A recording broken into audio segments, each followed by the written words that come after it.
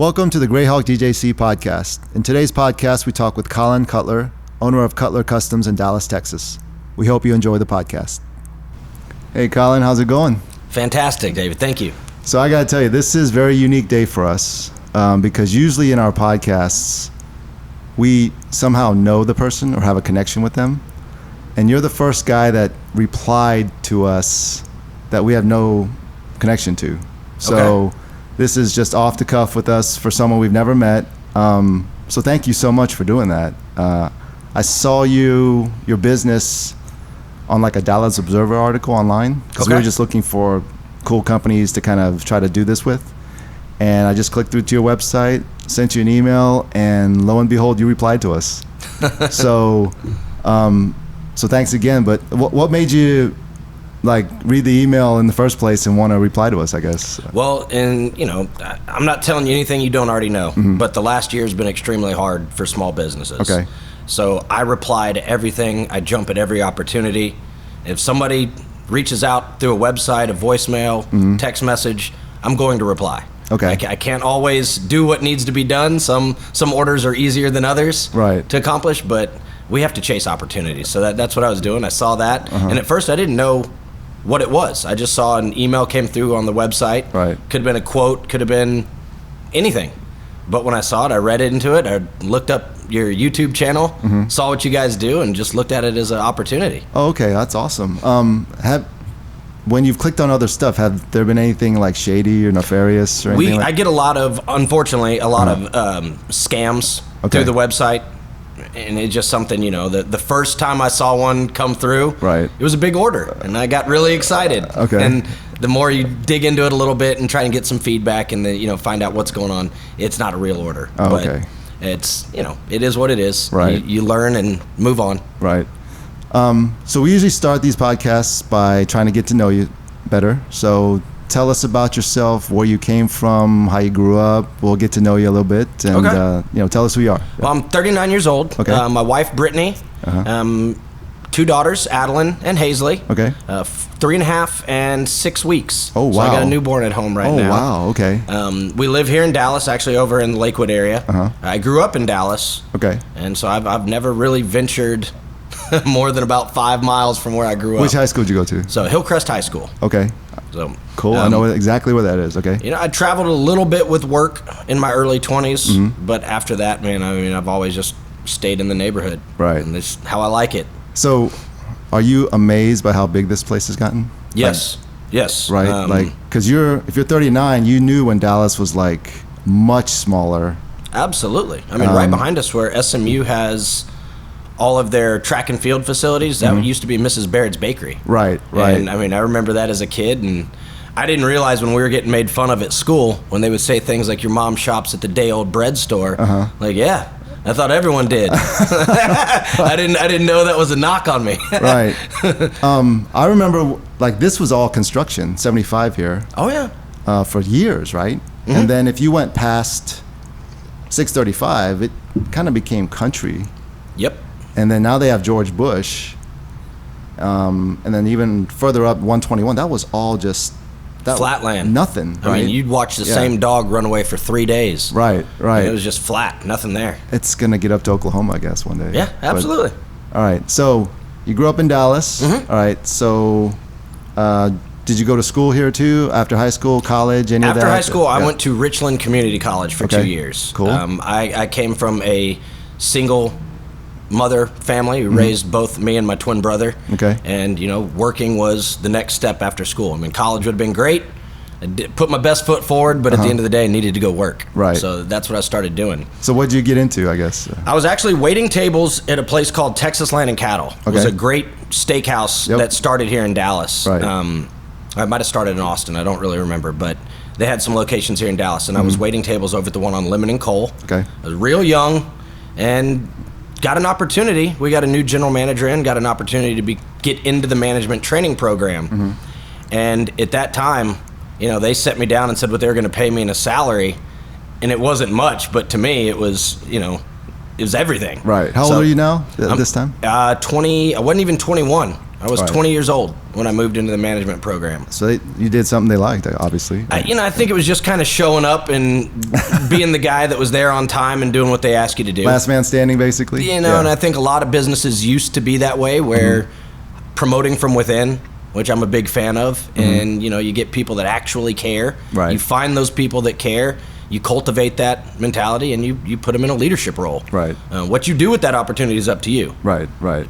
But I got the opportunity, and I made the most of it, and I got into management and met some excellent people. And sometimes I think that was my college, because I eventually got into a general manager position with the company, and I was only 22 at the time. So what's the difference between that and a regular manager, I guess? The general manager is in charge of the entire store. Okay. I mean, there's no excuses. Okay. You're in charge for the profit and loss statement. Oh, wow. So at Texas Land and Cattle, one thing they did that was really cool was they had a general manager, an assistant general manager, and then regular managers of the restaurant that were to oversee the day-to-day. Okay. General manager takes more responsible for the financial aspects of the restaurant. All right. But once a month, the managers from all, 25 locations would meet up at a store, and it was a 2-day presentation. And you had to present in order of how profitable your store was. Out of 1 to 25, number 1 got to present first, number 25 presented dead last. Oh, wow. So they kept rank. They did. Okay. And you were put in a room of your peers, of everyone who did the same job as you. And if you were unprepared, you didn't have answers to the P&L questions, I mean, you were getting dogpiled on. Some guys looked at it as an opportunity to teach you. Other guys looked at it as an opportunity to show how much they know in front of the corporate guys, and they tried to make you look bad. Right. So your motivation, you don't want to present on day 2. Right. So corporate kind of made it into a contest. Absolutely. Yeah. Okay. Absolutely. And we all, you found your rank in that room based on the production and performance of your store. Okay. Wow. And you didn't want to present on day 2, like I was telling you earlier, just because that meant you were in the bottom half, which meant everybody had questions. Right. And if you didn't answer them, it was bad. So what usually happened to the store 25? Well, everyone wanted to, they asked the same questions. Why are you below the company average on this, that, and the other? Then they wanted to get into your procedures. Right. How did you get to be 25? Okay. And then that's when they just start dissecting everything you do. Sure. And you learn to either be prepared. Unfortunately, I watched a grown man be brought to tears in that meeting. Wow. And at 21 years old, I was, what did I get into? So what you're are they doing? getting forged in the fires of competition here. Absolutely. Yeah. But at the same time, to this day, I have a strong understanding of a profit and loss statement. Right. I have a strong understanding of checks and balances. And I think that segment right there prepared me to own my own business. It just made me more professional. Okay. And in some regards, there's some things that I absolutely could not have learned in a classroom that I learned in that classroom. Right. And it wasn't teachers, it wasn't students. These were men that had a lot of experience, men and women, Right. that had a lot of experience, and they held a high standard. Right. So I'm very fortunate for that opportunity. Wow. So how long were you there for then? About 5 years. Okay. I think I left when I was 24 years old. I went into management at 20.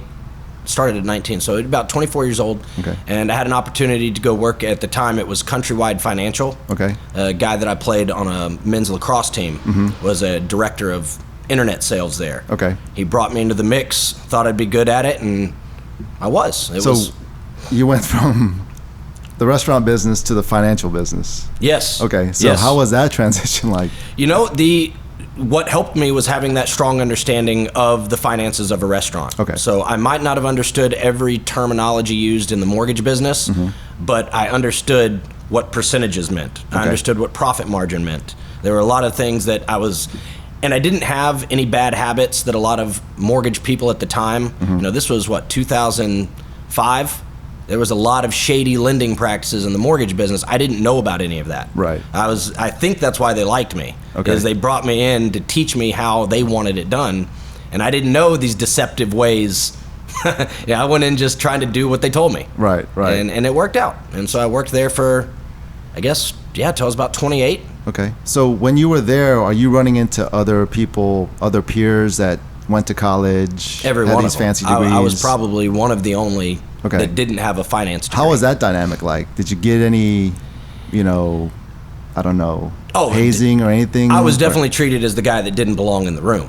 Seriously? But, I mean, it was just one of those, you know, how some people, not everybody's like this, but some people, they didn't feel that I was worthy of being in the same position, earning the same money as them, that they had put a lot more into their education than I had, and they had. Okay. But what Countrywide cared at the moment was they cared about your performance. Could you do the job? Right. And I've never been afraid to work. I've always been comfortable talking to people, public speaking, never been a problem for me. So I excelled at it. Okay. I wasn't the best student, so learning all the ins and outs of regulations and mortgage business, that was a challenge. But it was easily overcome when you're around good people. Right. All right, so what happened? How'd you leave Countrywide then?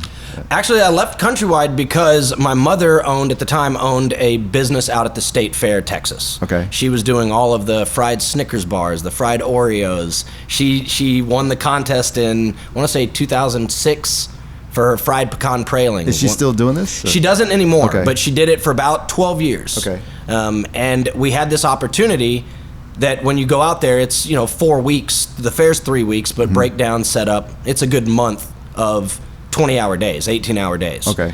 And it was just one of those things. My mother needed me. The opportunity was there to make 3 years' salary in 4 weeks. So it's that lucrative for the vendors out there? Yeah, well, not all of them. Okay. But when you have the new hot item, the new fried item that wins the contest, if you do it right and you're willing to hustle, you shouldn't have to work for the rest of the year if you do it right that month. Wow. For And 1 month? For 1 month. A year's salary, right? Okay. And so when that opportunity came up, Countrywide treated me great. I loved everything about it. It was strictly a financial decision of, I have an opportunity to elevate my family here. Let's go do that. So what was that opportunity like? Did she just get a vendor place, or was she doing this for a while? She was actually working for somebody else out at the state fair. Okay. She was just, my mother, like I was telling you earlier, she raised both of my brother and I by herself.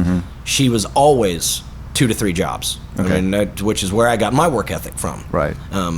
To this day, she's 77 years old, and she still works a full-time job. Not because she has to. Right. She just can't sit home and watch TV. It's not who she is. Right. So she was working for somebody else. They needed vendors out there, and she sat on a waiting list for almost 4 years. Okay. So And- you have to apply, I guess. Yes. So what's that process? Okay. So you apply. Well, so if you're out at the state fair and you want to apply and you want to sell hot dogs. Okay. Well, there's a million people out there selling hot dogs, so Right. good luck. They're Okay. going to put you on the waiting list for that. If you have a unique idea that they think will do well, because the state fair does take a percentage of your sales. That's how they get paid as well. Right.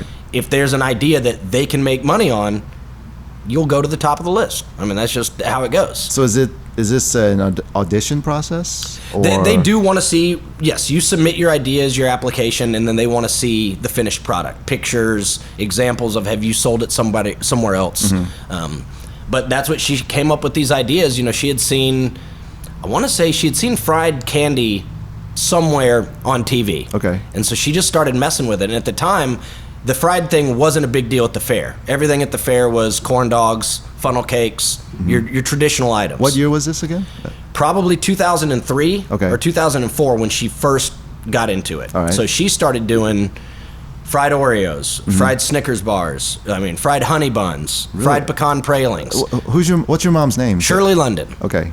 And what was the name of the? Shirley London and Sons. Okay. And that's what that was her. She really got creative with some of that stuff. Sure. And so she ended up, a spot opened up, prime spot down on the Midway, and they asked her if she could do it. And she took whatever money she had, scraped it all together, got the family together and said, this is what we need to do. And we all went chugging in the same direction. So were there any loans involved, or is it just everything that she just had saved over time? She didn't borrow any money that I'm aware of. Okay. I think she had just taken everything she had and then just depended on friends and family to come help her out. And she was still working regular jobs while she was doing this as well. Wow. Okay. So, and that was just getting started.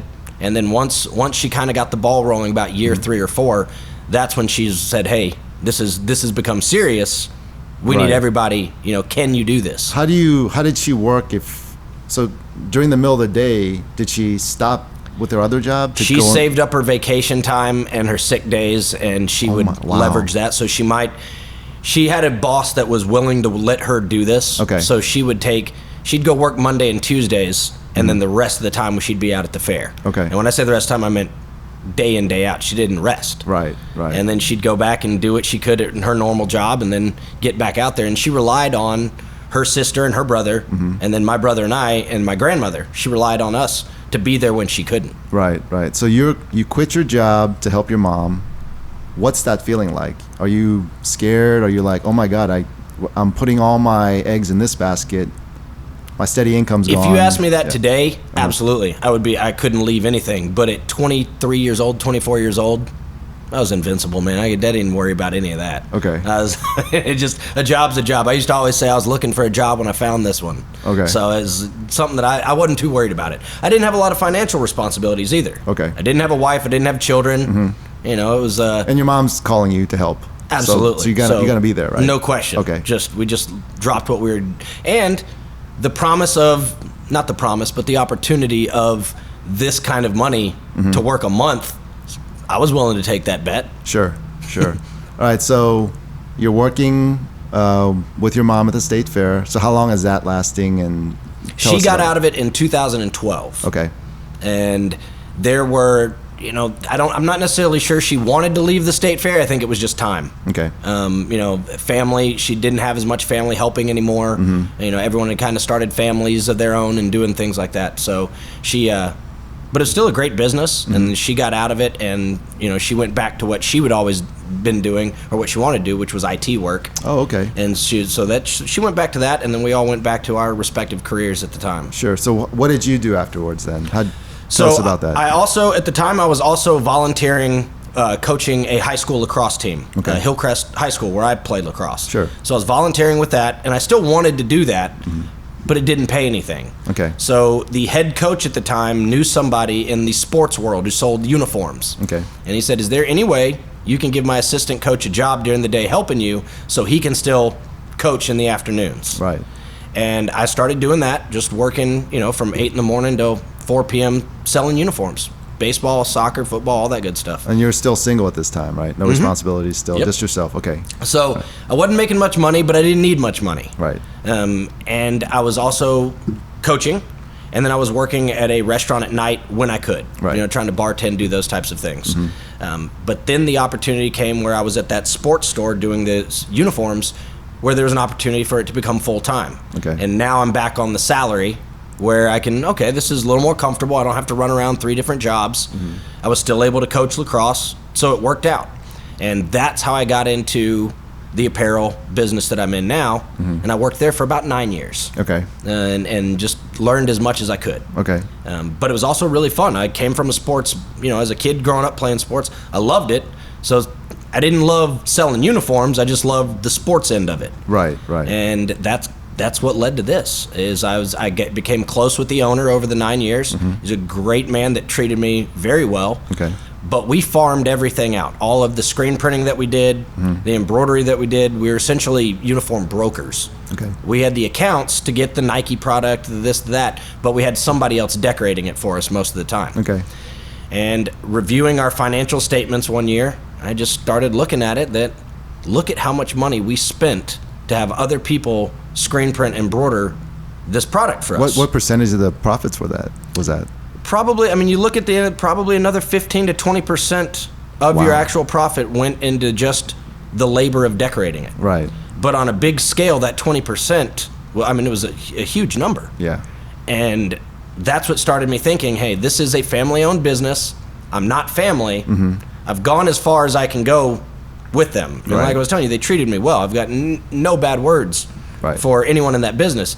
I'm just not family. Right. So I was never going to own it. I was never going to make more money than I was already making.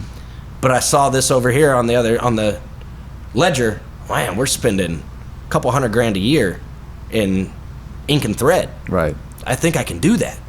My mother also, when I was a kid, one of her side jobs was she screen printed T-shirts out of our garage. So I never learned how to do it from her. I was more in her way trying to do that stuff. Sure. But at least I knew what it was. Right. So that's when I started thinking it can't be that hard. Well, I was wrong. It was very hard. But I figured it out. So I started just slowly figuring out, how do I get equipment? How do I do this? This is on the side. On the side. Okay. Yep. Right. And I was never doing jobs. I was just trying to learn about it. Right. How much does it cost? I've never rented a retail space before. I have no idea how any of that works. Right. So I spent a good year and a half just studying, trying to figure out how much money was I going to need. Mm-hmm. And sometimes that's a staggering number when you think about starting a business. Right. But I worked through it, and by this time now I'm married. Okay. And I've got one daughter, and she's almost a year old at the time. Okay. Which is now I'm getting into risk. How old are you right now at this time? I was 36 at the time. Okay. And so now I have responsibilities. Now I have other people depending on me. Mm-hmm. I can't just jump and see what happens, right. Which is kind of my philosophy in the past. Just see if you can fly. What happens if you can't? We'll figure it out. Right. So now that I'm doing this, I start this business. I leave my other job, and I start this. And I got to tell you, the first 6 months, it was unhealthy. I mean, I was here the entire time. Mm-hmm. I was here day and night, and I didn't have the sales that I thought I would have. So you've already quit now. You're with the other gentleman, and you're starting this company. Yes. Okay. Where did you get the funds and the money to start the company? I had saved a little bit of money. Okay. But I just relied on a personal loan based on my credit score. You know, it's really hard to find business loans, even pre-COVID. Right. You know, it's one of those weird things. They want to know that you've been able to sustain a business for 2 years before they give you any money. Right. But if you're starting out, how do you prove that? Right? Exactly right. And that's a huge challenge. And there are, on paper, a lot of businesses that are successful today would have been unsuccessful on paper. Okay. Where a banker would look at that and go, I don't think that's going to work. And they've shooed you out the door before you even got to explain what your idea is. Right. And I wish I could tell you it's easy to get on Shark Tank, and there's other groups like that will, these angel investors that will help you out. But I looked into it. They're out there. Uh-huh. It just wasn't something that was going to help me. Right. So I just took a chance, borrowed some money on a personal loan, and bought some equipment. So when you decided to do this, how did your wife react? She was supportive the entire time. Okay. She had more faith in me than I did. All right. Because she didn't have the doubts that I had of, what happens if this doesn't go right. What kind of doubts can you explain? Like bankrupting my family. Okay. That was my biggest fear was, putting us in a hole that we couldn't climb out of. Sure. And feeling responsible for that. So, but what compelled you to still do that? Like, what about you think? There's I don't remember the exact quote, but I go back and I remember these, that there are things in life that are scary, that make you afraid. Right. And oftentimes when you face those fears, you overcome it. But then there's sometimes that the fear does not subside and you just have to do things afraid. Right. And I believe that, and it was scary, but at the same time it was an opportunity. I keep thinking, at the end of the day, I will do something to survive. I'm not even if this doesn't work. And my wife would tell me all the time, she goes, that's not who you are. She goes, even if one business doesn't work, she goes, you'll go out and mow yards. You'll do something. You'll go get 5 jobs to make sure we're taken care of. Right. So knowing that she had that kind of faith in me really put my mind at ease.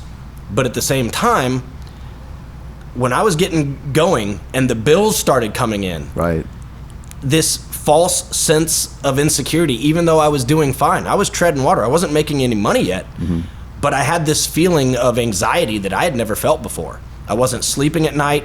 I wasn't eating. Right. I lost 22 pounds, somewhere around there, in the first year of the business, to where I look at pictures now from a couple years ago and I looked sick. I looked like something was physically wrong with me. Oh, wow. And right as I get out of that, right as I'm overcoming it, we get to the point where right there, okay, this is almost profitable. COVID happens. And then we get the email or whatever, the news telling us, hey, 14 days so we can flatten this thing. Everyone's going to shut down, whatever the case was. Right. Well, at the time, my business was focused purely on schools and sports. That's what I had come from. Yeah. That's what I knew. Those were all my contacts. So tell us what Cutler Customs does, and then we'll go into... Got it. Yeah. So what we do is we're branded apparel. Okay. It can be anything. Branded apparel can be anything from T-shirts, hats, bags, jackets, uniforms, screen printing and embroidery, and then also dye sublimation is another thing that we do. Okay. But that is any kind of decoration. Okay. So you buy uniforms, we can do the full custom type stuff, or you take an aftermarket product and then you decorate it with the name, number, logo, all that good stuff. Same thing with embroidery. Okay. You put company logos, team logos on hats, and monograms on towels, just anything like that. Okay. But that's where my business had come from, was sports clubs and schools. Okay. And how are you contacting them? Is it just phone calls? Are you? I had a pretty good referral system already in place when I started this. Just people, for example, club soccer. Club soccer is huge. Right. I mean, there's hundreds and hundreds of clubs. When I say club, that's not one team. There could be anywhere from 5 to 15 teams in different age groups under the same club umbrella. Right. Okay. And so you try to get in with one of those guys, and a lot of it is who you know. Right. These club guys talk to each other. If you do a good job, they refer you to their friends who also own clubs. But a lot of it is just, marketing yourself, cold calling, which is not a fun part. Right. I think a lot of people are scared to do it. I've always looked at it as a fun challenge, even though nobody likes to get cold called. And I'm sorry, everybody, that I've cold called. But I understand it's annoying, but it's a necessary evil in some businesses. Sure. But I've also found little ways to not be a cold calling guy at the same time cold calling. Right. Talking to people like you already know them, not being abrasive and trying to sell them something, giving them a little information and being prepared with the 3 questions they're going to ask you to make it quick, easy. And if they're interested, they'll let you know. If not, they're going to let you know that as well. Okay. But that's where I was doing, was all sports and schools. Okay. And so when COVID hit, that's extra hard for you because they shut all that down. That was a huge problem, because that's all of my business was in schools and sports. Right. Now, being in the location that I am right off of 75, sure, we get walk-in business, but nobody's walking in to do more than a couple things here and there. Right. There's not a lot of walk-in business that, my Fortune 500 company needs hats for everybody. Sure. That doesn't happen. Right. So I sat there and I wondered, what am I going to do? But I never missed a day because I was here every day. Even when we were shut down, I wasn't necessarily open, but I was here. Right. Doing everything I can. But did you have employees at the time? No. Okay. At the time, I did not. Okay. But the silver lining to COVID for me was I completely shifted my business model. When everything I did was schools and sports, and there was no schools and sports, rather than filling out PPP or SBA stuff, which for the people that saved, God bless them. Right. I was close, but not necessarily in the situation where I was willing to take government money. Right. Both of my grandfathers would have been extremely disappointed in me if they would have known that I went running to the government with my hand out, unless it was dire situation. Right. And I wasn't there yet. Okay. What I did do was I changed business plans, where the people who were still working were the small businesses. Okay. Even big businesses, but not schools, not sports. Right. So I created my own cold calling marketing plan, where Google and Excel spreadsheet is pretty much how I did it. Is I said, okay, Monday I'm calling plumbers. So I got on Google and I created a spreadsheet where every plumbing company in the DFW area that I could get information on, that's who I made a list of, who I called, the name of the company, who I talked to, and what did I talk to them about. Right. And then Tuesday it was telecoms. Wednesday it was landscaping. Thursday, and I just kept that little trend going. I had about 12 to 15 industries that I was just every day. So during the lockdown, that's what I was doing. How many calls were you making a day? Oh, hundreds. Okay. I mean, is many.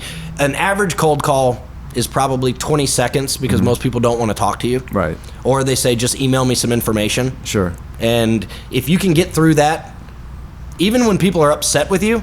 How many upset calls did you have, you think? All of them. All of them? Okay. All of them. Because even the people that wanted to do business with you didn't like the fact that you were calling them. Right. Out of nowhere. Sure. They're dealing with COVID as well. They're trying to keep their business going as well. Yep. This is just a nuisance. Right. But there were plenty of people that I noticed if I could keep them on the phone for 30 seconds instead of 20, they might not like me, but they're listening to what I have to say. Sure. They might be annoyed, but at least they wrote my phone number down, or they gave me their email address to send them some information. Are you following up with them, even if they didn't like the call later on or something? Especially if they didn't like the call. Okay. Because that was, sometimes some people don't know they need anything until they've been called 2 or 3 times. Right. But there's also some people that let you know right away you shouldn't call them again. Sure. And those people, you just highlight that one in red and move on down the road. That's right. Okay.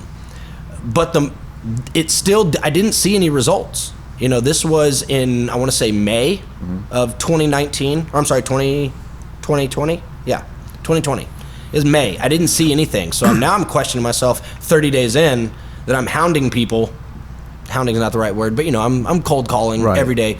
Couple hundred times a day. Now I'm starting to notice, man, I'm not getting anything back on this. Is this even worth my time? Sure. And then it was wild, man. It was storybook because one day in July, all of a sudden, it feels like every cold call, every email I had sent out is now coming back. Do you know what caused that, you think? I want to say it was just my polite demeanor and my excellent salesmanship. Well, of course, yeah. But what I think happened was I didn't try to inundate people with information. What I did was I made a simple flyer. When they asked me to email them information, I put some examples of tumblers that I do, hats, polos, and t-shirts, and I put some generic pricing on there. Okay. And I wasn't trying to beat the internet with the lowest price in the world. You're not going to win that battle. I just put something reasonable. Okay. And that way, when someone looks at it, everything they need to know is, do I need t-shirts? Do I need hats? Is any of this in my budget? Right. And then it just started coming back, and luckily for me, it hasn't really slowed down in the last year. So wow. So it really is the fruit of your labor. Like none of this would happen if you just didn't stick to that grind, right? I mean, I'd love to tell you for sure. I'm not sure if I'm just lucky, if it was hard work, a combination of both. But I'd like to think that yes, it was my hard work, but I'm my worst critic, and I always tell myself whatever I'm doing is not really the best. You know, it's not really good enough. Right. So to me, I tend to err on, I just got lucky in my head, as opposed to my wife will tell me, like, no, it was 15 hours a day of everything you put into it. She's like, it's what's supposed to happen. Right. Is it pays off. Right. So again, she's pointing me in the right direction when I get off track. Sure. Would you say you're someone that is comfortable with being uncomfortable? Because when I'm hearing you, it's like you're always putting yourself, either you're taking a risk or you're putting yourself into a situation where most people don't want to do that, especially like cold calling, just saying, all right, I'm going to try this. I got a family, but I'm still going to try this. You know, do you think you like being uncomfortable? It sounds weird, doesn't it? But yes, I think I do. Okay. There's a guy that I'm a big fan of named David Goggins. Okay. And I know who he is. Okay. I see his YouTube videos all the time. He is the epitome of get comfortable with being uncomfortable. Make it burn. And there's a little bit of reward to that when you come out of it and, you know, you're smelling like a rose, even though you came out, you know, you went through the trials and tribulations of getting there. Right. And I think it is part of it. I think I do like it, and that's weird, right? That you get off on any kind of pain that was part of the process. Do you think it's innate in you, or was it something you learned growing up? Or I think I get it from my mom. Okay. I think my mother's work ethic, her, you know, no turning back. She did whatever she had to do, and she tried everything. My mother has worked in every industry you can think of, and multiple industries at the same time. And, you know, I think I hear a lot of people say they're passionate about what they do. Right. And I've always thought that was funny, because I would love to tell you that I'm passionate about screen printing and embroidery, but I'm not. I don't go to sleep thinking about thread colors and ink, how to mix inks. I think I'm passionate about the grind, passionate about the process. Right. And now that you said it, I think I'm passionate about being uncomfortable, which is weird, but it just kind of came to me that I think I am. I think that's what I like about it. Sure. No, I think that's awesome. Is just the unknown. Right. So how is business now, since we're coming out of COVID a little Fantastic. bit? Okay. Since all the cold calling, I've now hired a full-time employee who has embroidery experience. We've expanded from our machinery to, you know, I used to farm out screen printing stuff to where we do that in-house. We've always done embroidery in-house, but we control a lot more of what we do here. And now, I mean, I'm in the market right now. I need 2 more employees and more equipment. Right. So it's business has been fantastic. Are you doing any other advertising? Besides just word of mouth or cold calls? Word of mouth. I don't necessarily cold call anymore. Right now, That's I'm awesome. not above it. Right now You're busy. I'm busy. Yeah. You know, it's the business is there, and I do advertise with Google a little bit, but I rely mostly on referrals. And you know, in this business, I've found that a lot of people. I sat down with a gentleman who owns a design firm, and he started asking me about that one time. He goes, "Well, how do you get your business right now?" Right. Because I looked at some of these websites that cost an arm and a leg to get going, and then half your foot to keep them going. Right. But they are really cool interactive websites where people can do everything online, and they don't even need to talk to you anymore. Right. They can just do it online. Well, I wasn't sure about that because I didn't have the money to do it. And two, I think a lot of people really still like to walk into a place and sit down and put their ideas on paper, touch and feel products, Right. and get a sense of who they're dealing with and doing business with. Right. And when that happens, when you create that relationship, people love to have a guy and refer their guy to other people. Sure. And they're sitting around the table or they're out at the park with their friends and said, "Oh, where'd you get that hat? You know, I need some hats for my business." We're like, "Here's my guy." Right. They love it. And that's been, so Eric, the guy I was telling you about that I sit down with, he asked me about that. He goes, "Where is your business coming from? Is it online? Are you spending money on Google? Is it referrals? Is it ads? Is it this?" And I said, "Well, it's referral mostly." He's like, "Then don't waste your money on all these other things." He's like, "Invest in your relationships, invest in the people that you do business with." And he goes, "You'll be surprised at how that will pay off for you." Oh, so wow. I take my budget and I try to do those type of things, whether it be buying lunch. You know, if somebody orders 12 hats, but I can afford it and it's a good deal, give them 15. Make them a couple business tumblers, even though they didn't ask for them. Put them in there. Use that as your marketing because Right. that's what people will talk about. That's what they'll remember. Right. Man, that's awesome. So if someone's getting started into business, right, and you're talking to young people or someone who's never done this before, what advice do you have for them? You know, have a plan. And that's what everybody says. And I didn't necessarily know what that meant when I sat down and to do all this. To write a business plan, if you hadn't done that before, you didn't go to college for certain things like that, it's very easy to have these ideas and work out these problems in your head. But to put it on paper and to try to be articulate about how you're going to do something, it's difficult. Right. So I wrote a lot of business plans that just didn't make any sense. And but I think having a plan, knowing what you want to do, but also too, for me, I'm very financially conservative. Okay. So I didn't want to go spend money I didn't have on something I didn't know wouldn't work. So I started very small, and I didn't spend all my money. I cared more about keeping my family, clothed and fed than, how cool my shop could look. Right. So I started real small, and I just built from there. So I think you have an idea, you do your research on it, and if it's something you truly believe in, go for it. But when I say go for it, I mean marry that idea. Okay. And you can't, there are a lot of people, because I deal with a lot of people who start businesses that I do hats and polos for, but they don't give it everything they have. And I think that is, for me, that was a key to being successful, was no days off. You wake up in the morning and you can either worry about all the things that could go wrong today. I tend to get mad and get up and say, you know what, nuh-uh. Today we're going to go get some. Right. And that I take that approach. And I can't say it works for everybody. That's what works for me. Wow. But once you have your idea, go full throttle, man. Make it happen. Right. And then, so where do you see Cutler Customs going forward? Yeah. I would love to expand the business. Okay. And I couldn't tell you exactly what that means, whether it be more locations. Now, I'm not necessarily a retailer, even though I do have a small retail store. It's mainly just a showroom. Right. So maybe expanding for me means buying a bigger facility where I can have more equipment and produce more volume. Right. Maybe expanding means that fancy website where you can do more things online. But I think, honestly, my biggest goal is I would like to create more jobs.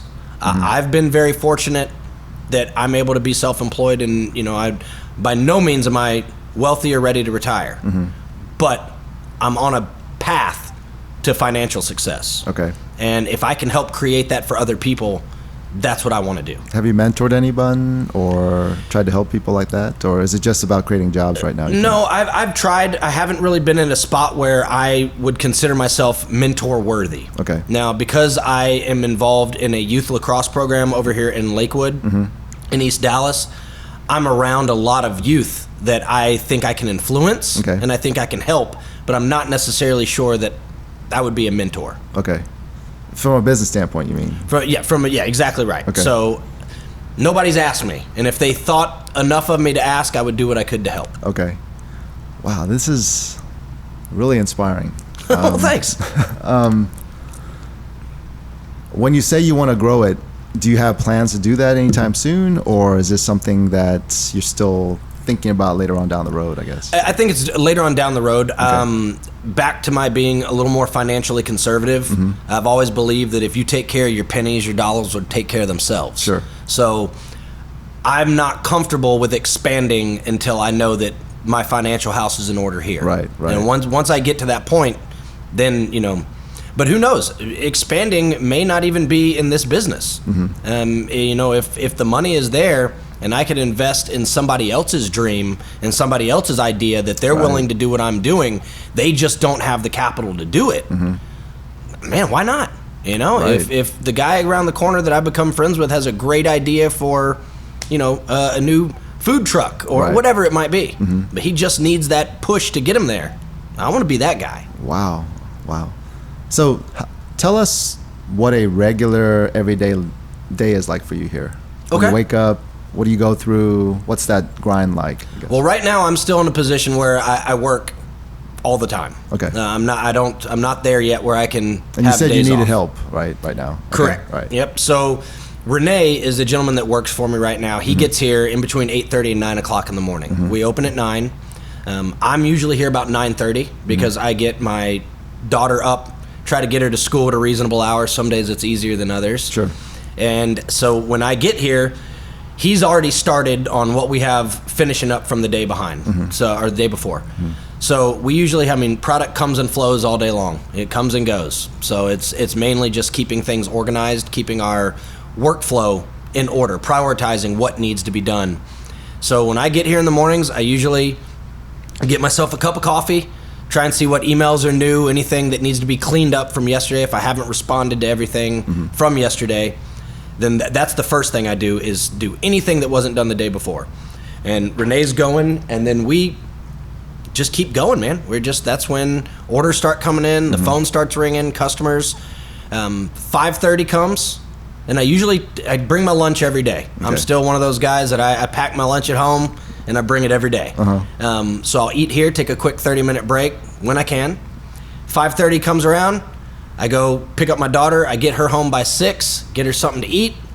Once my wife's got everything under control there, I come right back up here, usually about 7 o'clock, and then I'm here till, on a good night, midnight. Sometimes it'll go 1 or 2 in the morning. Oh, wow. And then get home, get some sleep, and then... What are you doing at night? Just fulfilling orders and fulfilling stuff? orders, Okay. Yep. Right. And Renee is a rock star. He does so much, but the needle can only go up and down so many times a day. Right. An hour, however it goes. So there's only so much we can do. Right. And there are times it's a challenge, because if one thing goes wrong, production stops. You got to fix it. And you're hand making everything here, right? Correct. Okay. Everything we do is, with whether it be screen printed or embroidered or even the dye sublimation, it's all done here. Right. But you run into logistical problems. It's never anybody's fault, but something's supposed to ship on Wednesday, so you have it by Friday, and it doesn't ship till Thursday. Right. Well, that throws you off. Right. Right. And then, something doesn't show up. Or, there's a million things that can go wrong in a day. Right. Honestly, that's kind of the fun part, though, is figuring out how do we fix that. It's only a problem if you don't have a solution, right? Right. And so you get into those. There's sometimes we don't have solutions. But what's also challenging is everything we do is on a deadline. If you're ordering baseball uniforms, there's a game Saturday. It's make or break. You got to get those uniforms done. Right. It's a little easier in the corporate apparel business because they'll have events, but they're usually far out, give you plenty of lead time. There's not really make or break deadlines. So that's a little less challenging. But yeah, that's how the day goes. Is we just keep grinding. So this is where the being uncomfortable comes in. Absolutely. You love that, right? Absolutely, because there are parts of me at night that I would look at it as being up here at 2 o'clock in the morning is I'm doing something wrong if I'm having to work like this. But then I get phone calls of, hey, my embroidery guy that I've used for years is now out of business. Is there any way you can take on this order? Sure. Man, that's, you need it done, let's get it done. Right. And if that means we're staying up here a little later at night than what we're comfortable with doing, okay. But that person that we helped out, that we saved, we got their hats done for their family reunion or their event, they'll remember that. Right. And they'll come back. So having done this for all these years now, grinding, would you ever go work for anyone else ever again? Man, yes and no. If I keep hearing about these cush jobs that you make a lot of money and don't have to do anything. So if that was ever brought up and someone asked me to do that, if you ever need an embroidery consultant that just needs to tell you how to do it and doesn't actually have to get in there and do it, and you want to pay me a king's ransom, you'd have my attention. Okay. But I've never had a problem working for other people. Every job I've ever had, I treated it like I owned it, and I know that sounds silly, but when I worked at Texas Land and Cattle, in my mind, I owned that restaurant. Sure. I took responsibility for everything that went there. When I was at Countrywide and I was dealing with people's livelihoods and their finances and their home, I looked at, even though I looked at it as I was their personal financial consultant. Right. And if I thought they were taking a misstep and I could help them not make that mistake, I would do that. Right. Same thing at the other business that I worked at. It was a family-owned business, but I treated it like it was mine. Right. And so if I worked for somebody else, I would continue to do that. Sure. I would prefer not to. Right. But at the same time, I get it. I understand why people don't want to work for other people. See, I got a feeling if you had the cush job, it'd get to you after a while. I think you're right. I think the idea of a comfortable paycheck sounds nice. Yep. But sitting around and not being responsible, not having consequences for your decisions necessarily. Yeah. There's I like doing things that are hard.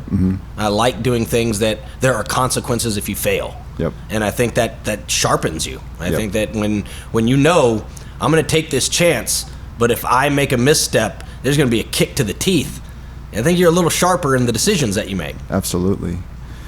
Well, Colin, I think we'll end there, but I am incredibly inspired by your story. I love the fact that you like the grind, right? Most people just focus on the glamour of owning a business, but they don't realize all the stuff that goes in the back, the daily grind. I love the fact that you love feeling uncomfortable, because that kind of makes you have to be, think of new ways of tackling different situations, right? So this was great. I'm inspired. So well, awesome, man. It's been a real pleasure. Yep. I really appreciate it. So we always say this to folks that we have a good time with. Hopefully we can come back maybe in a year, see where you are. I would love that. And then continue this story. So this is awesome. Yep. Excellent. All right. Thank you so much, Colin. Thank you, guys. All right.